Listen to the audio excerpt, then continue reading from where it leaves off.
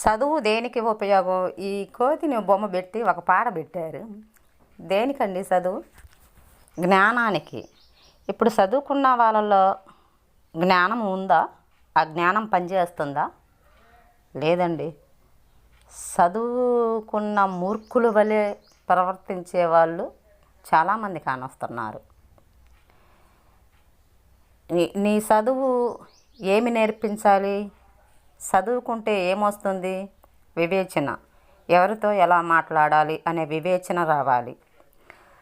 చదువు జ్ఞానాన్ని ఇస్తుంది, పెంచుతుంది. జ్ఞానం మనసుల్లో ఉంటుంది, కానీ ఇంకొంచెం పెంచుతుందన్నమాట. ఎప్పుడు ఎలా మాట్లాడాలి, ఏ క్షణం ఎలా మాట్లాడాలి, ఎవరితో ఏ సంభాషణలో ఏ సమాధానం ఇవ్వాలి, ఎవరితో ఎలా మాట్లాడాలి అనే జ్ఞానం చదువు ద్వారా వస్తుంది కొంతవరకు.